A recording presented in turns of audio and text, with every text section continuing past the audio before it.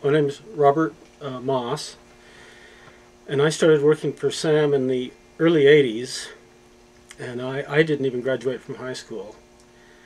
But I came in and talked with him, and he kind of was a one-on-one person and would relate to people one-on-one, and he gave me a job after I came in and talked to him a few times. He'd noticed me. I'd come in over the years. Often took the bus, the Lake Shore line. There wasn't a UTA from Bountiful, and hung around in Salt Lake off and on. And I'd come and hang around the bookstore and buy books. So he sort of knew me a little bit. But I found out Sam could be a pretty hard man in some ways. I mean, he was kind of heaven on customers and hell on employees. And like if you worked for Sam, you got yelled at. I mean, not every day, and some employees got yelled at a little more than others, but when things went wrong, he was very passionate about the store and running smoothly. But I wanted to say he also was a very charitable man.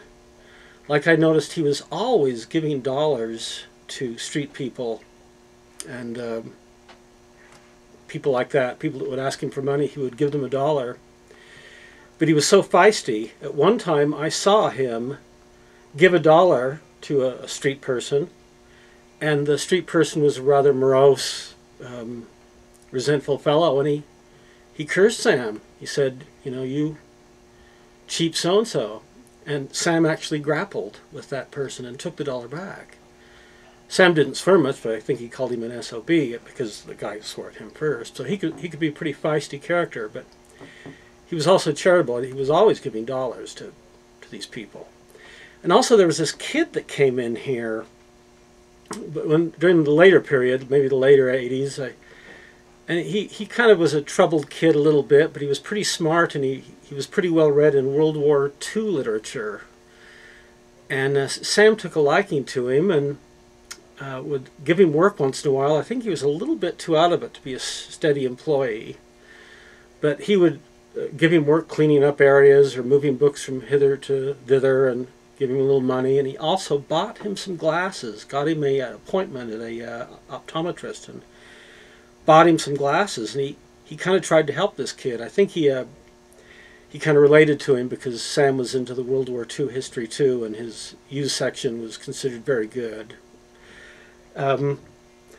The kid kept getting into trouble. I remember him coming in with a banged up face because he was not a big guy. He wasn't small either, and he wasn't belligerent. He never had an issue with anyone in the store, but if people gave him trouble on the streets, he'd fight, and he had a sister that he fought for too. But I just remember that's part of Sam being charitable. Sam really went out of his way to try to help this kid. Now, one other thing I'd like to say is I remember when I first started working here, part of the storage unit up here, which was full when I left in the late 80s. I don't know what it's at now. It wasn't quite full. And Tony was kind of a young kid. I don't know how old he was, like in late junior high or early high school. And him and his friends had a big, gigantic board up there.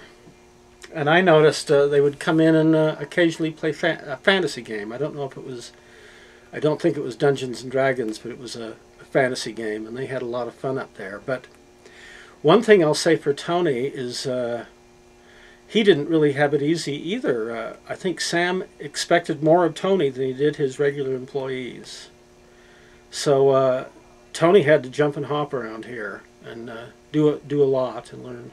He did all the jobs that anyone in the store did. He had to learn it all. And that's about it. I thought some people might not speak about that, and I think it should be brought out because Sam could be a tough guy, but I think he also was a charitable person. And Tony, he was no rich brat at all. He had to work like hell under Sam.